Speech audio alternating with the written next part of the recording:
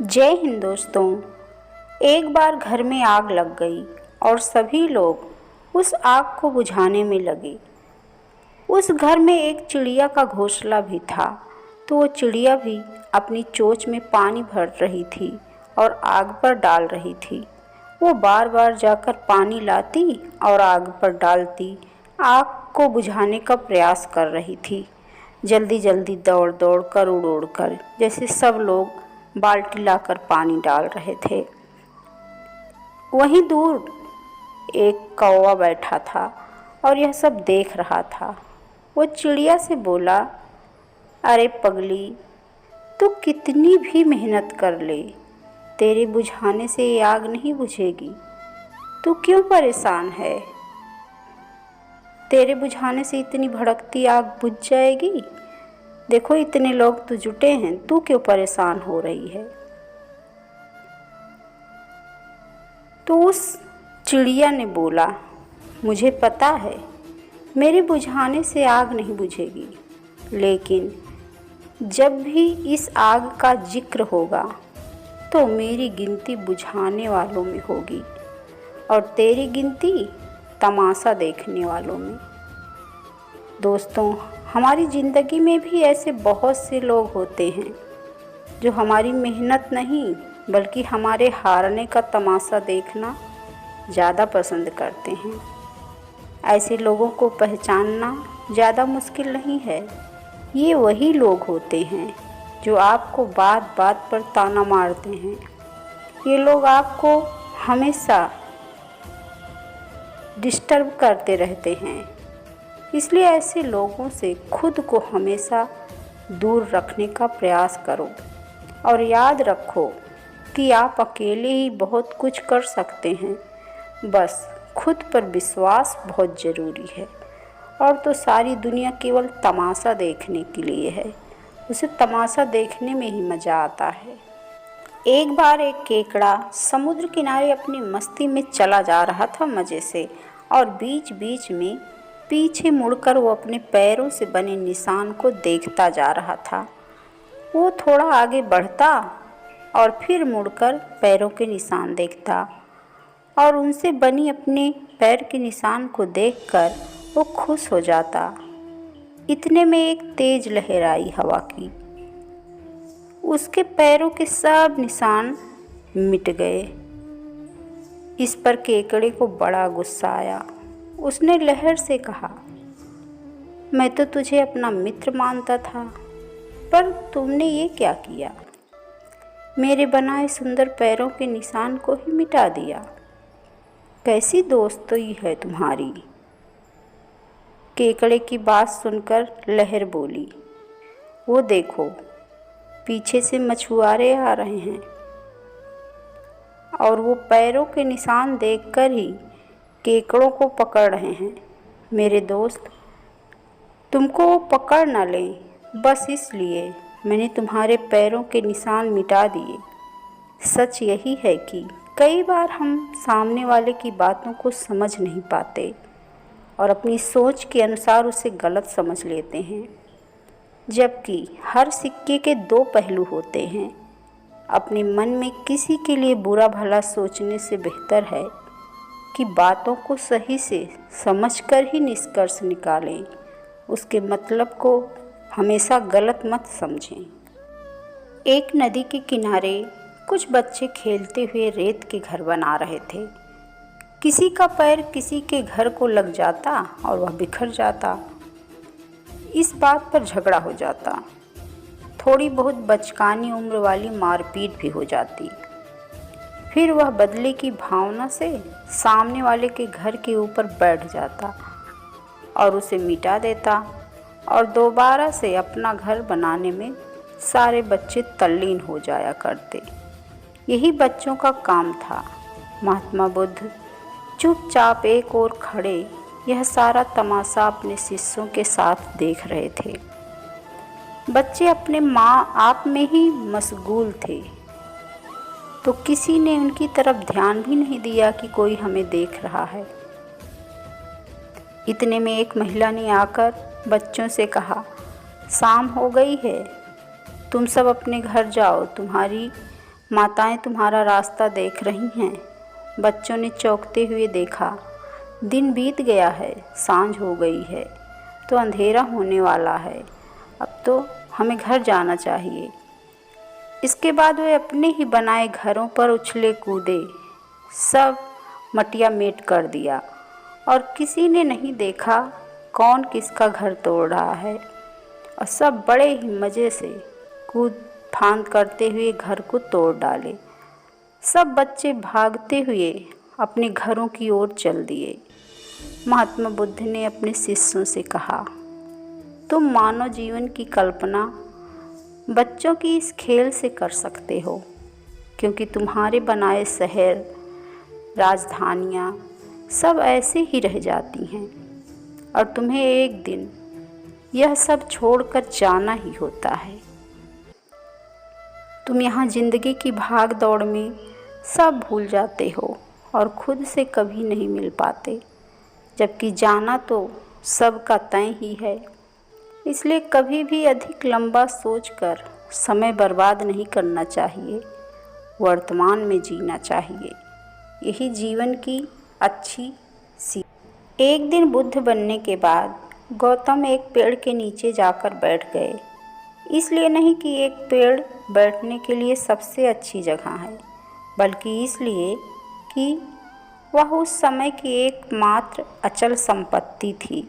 हर जगह इतनी इमारतें नहीं थीं। कड़ी धूप में बैठने के बजाय पेड़ के नीचे बैठना एक सुखद स्थान था। अपने व्यापार में अत्यंत निपुण एक ज्योतिषी स्नान के लिए नदी पर आया और उसने नदी तट पर एक पदचिन्ह देखा। ऐसे अवलोकन है जिनके माध्यम से किसी के पैरों की स्थिति को देखकर कोई भी सटीक अनुमान लगा सकता है कि वह क्या करेगा। उसने देखा कि यह एक सम्राट के पदचिन्ह है जिसे दुनिया पर शासन करना चाहिए। फिर उसे आश्चर्य हुआ कि ऐसा व्यक्ति जंगल के निकट इस दुर्गम स्थान पर क्यों होगा, और उसने पदचिन्ह का अनुसरण किया, यह सोचकर कि वह एक सम्राट से मिलेगा। तभी उन्होंने गौतम नामक साधु को एक पेड़ के नीचे बैठे हुए देखा। उसने यह देखा और सोचा, या तो मेरा ज्योतिषी बिल्कुल गलत हो गया है, या मुझे मूर्ख बनाया जा रहा है, या मैं किसी प्रकार के मति भ्रम में हूँ। यहाँ क्या हो रहा है? वह गौतम के पास गया और पूछा, आप कौन हैं? गौतम ने कहा, मैं कोई नहीं हूँ, मैं बस कुछ नहीं हूँ, लेकिन आपके पास सम्राट के पैर हैं, आपको दुनिया जीतनी चाहिए। गौतम ने कहा, मैं ऐसा करूँगा, लेकिन विजय प्राप्त करके नहीं। आप दुनिया को दो तरीक़ों से हासिल कर सकते हैं, या तो विजय से या समावेश से। दोनों ही तरीक़ों से कोई न कोई चीज़ आपकी हो जाती है, लेकिन यदि आप विजय प्राप्त करके आगे बढ़ते हैं तो यह हमेशा आपकी गर्दन में दर्द रहेगा। तो यह जीवन का बहुत बड़ा संवर्धन बन जाएगा। उन्होंने कहा, मैं दुनिया का सम्राट हूँ। ज्योतिषी ने कहा, आप साधु हैं, आपके पास कुछ भी नहीं है, मेरे पास कुछ भी नहीं है, और मैं कुछ भी नहीं हूँ, इसीलिए सब कुछ मेरा है। कुछ नहीं होने का मतलब यह नहीं है कि आप किसी काम के नहीं। जब आप कुछ नहीं हैं तो इसका मतलब है कि आप सर्व समावेशी हो गए हैं। यदि आप कुछ हैं तो इसका मतलब है कि आप केवल वही हो सकते हैं। यदि आप कुछ नहीं हैं तो आप जैसे चाहें वैसे हो सकते हैं। वह ज्योतिषी बैठ गया और बोला, आप साधु हैं, आपके पास कुछ भी नहीं है। ऊपर से आप कहते हैं मैं कुछ भी नहीं हूँ और सब कुछ मेरा है। यह क्या है? गौतम ने कहा, तुम आओ, मेरे पास तुम्हारे लिए एक रास्ता है। तुम जीवन की भविष्यवाणियाँ करने में व्यस्त हो, मेरे पास एक योजना है। आप जीवन के बारे में भी भविष्यवाणी करते हैं क्योंकि आप योजना बनाने में असमर्थ हैं, इसलिए आप भविष्यवाणियों पर निर्भर रहते हैं। गौतम ने कहा, यदि आप योजना बनाने और उसे क्रियान्वित करने में सक्षम हैं तो आप भविष्यवाणियों पर निर्भर नहीं रहेंगे। अनुमान करना, मैं यहाँ हूँ, मेरे पास एक योजना है, आओ मेरी योजना का हिस्सा बनो, हम कुछ और करेंगे। पिता ऑफिस का काम करने में व्यस्त था। उसका 10 साल का बच्चा बार बार कोई न कोई सवाल लेकर उसके पास आता और पूछ पूछ कर तंग करता। बच्चे की इस हरकत से पिता परेशान हो रहा था। इसका हल निकालते हुए उसने सोचा, क्यों न बच्चे को कोई ऐसा काम दे दूं जिससे वह कुछ घंटे उलझा रहे। उतने समय में मैं अपना काम निपटा लूँगा। अब की बार जब बच्चा आया तो पिता ने एक पुरानी किताब उठा ली। उसके एक पेज पर वर्ड मैप बना हुआ था। उसने किताब का वह पेज फाड़ लिया और फिर उस पेज को कई छोटे छोटे टुकड़ों में काट दिया। वह टुकड़े बच्चे को देते हुए बोला, यह पेज पर वर्ड मैप बना हुआ है। मैंने इसे कुछ टुकड़ों में बांट दिया है। तुम्हें इन टुकड़ों को जोड़कर फिर से वर्ड मैप तैयार करना है। जाओ इसे जाकर जोड़ो। जब वर्ड मैप बन जाए तब आकर मुझे दिखाना। बच्चा वो टुकड़े लेकर चला गया। इधर पिता ने चैन की सांस ली कि अब कई घंटों तक बच्चा उसके पास नहीं आएगा और वह शांति से अपना काम कर पाएगा। लेकिन 5 मिनट के भीतर ही बच्चा आ गया और बोला, पापा देखिए मैंने वर्ड मैप बना लिया। पिता ने चेक किया तो पाया कि मैप बिल्कुल सही जुड़ा था। उसने हैरत में पूछा, ये तुमने इतनी जल्दी कैसे कर लिया? ये तो बहुत ही आसान था पापा। आपने जिस पेज के टुकड़े मुझे दिए थे उसके एक साइड पर वर्ड मैप बना था और एक साइड पर कार्टून। मैंने कार्टून को जोड़ दिया, वर्ड मैप अपने आप तैयार हो गया। पिता बस बच्चे को देखता रह गया। अक्सर हम कोई बड़ी समस्या आने पर उसे देख के ये सोच लेते हैं कि समस्या बहुत बड़ी है और वो हल हो ही नहीं सकती। हम उसका एक पहलू तो देखते हैं और अपना दृष्टिकोण बना लेते हैं, जबकि उसका दूसरा पहलू भी हो सकता है जहाँ से उसका हल बहुत आसानी से निकल सकता है। इसलिए जीवन में जब भी कोई परेशानी आए तो हर पहलू देखकर उसका आकलन किया करना।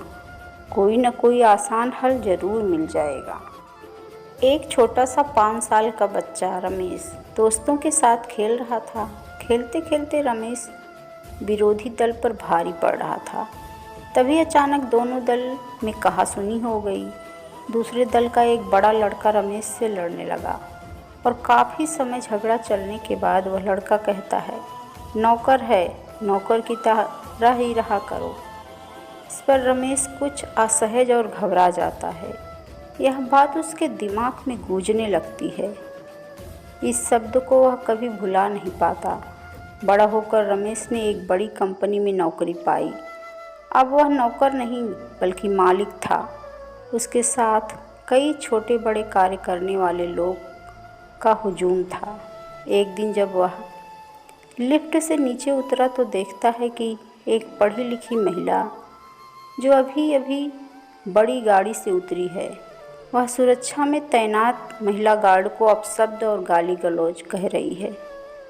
महिला गार्ड अपनी सफाई देने का प्रयास कर रही है, किंतु इसका प्रभाव धन के नशे में डूबी महिला पर नहीं पड़ रहा है। तभी रमेश की आंख महिला गार्ड के साथ खड़े लड़के पर पड़ती है, जो माँ के पीछे डरा सहमा खड़ा है। उस लड़के को देखकर बचपन की याद आ जाती है, जब खेल में किसी ने यह कहा था, नौकर का लड़का है, नौकर बनकर रहे। महसूस हुआ शर्मिंदगी किसे कहते हैं अचानक वह सारा दृश्य आँखों के सामने आ गया और आँखें अचानक नम हो गई। एक फकीर नदी के किनारे बैठा था। एक व्यक्ति पास से गुजरा तो उसने पूछा, बाबा क्या कर रहे हो? फकीर ने कहा, इंतज़ार कर रहा हूँ कि पूरी नदी सूख जाए तो मैं इसे पार कर लूँ। उस व्यक्ति ने कहा, कैसी बात करते हो बाबा, पूरा पानी सूखने के इंतज़ार में तो तुम कभी नदी पार नहीं कर पाओगे। तो उस फकीर ने कहा, यही तो मैं आप लोगों को समझाना चाहता हूँ कि तुम लोग जो सदा यह कहते रहते हो कि एक बार जीवन की सारी जिम्मेदारियाँ पूरी हो जाएं तो मैं खुश रहूँगा, मौज मस्ती करूँ, घूमूं फिरूँ, सबसे मिलूँ, लोगों की सेवा करूँ। इसी तरह नदी का पानी कभी ख़त्म नहीं होगा और हमको नदी से ही पार जाने का रास्ता बनाना है। एक न एक दिन हमारा जीवन ख़त्म हो जाएगा, पर ये जिम्मेदारियाँ कभी ख़त्म नहीं होंगी। हमें अपने जीवन की इन्हीं जिम्मेदारियों को अपने साथ लेकर वो हर काम करना होगा जो हमें खुशियाँ दे। हमें अपनी जिम्मेदारियों के बोझ को कभी इतना नहीं बढ़ाना चाहिए कि जीवन में सिर्फ दुख रह जाए।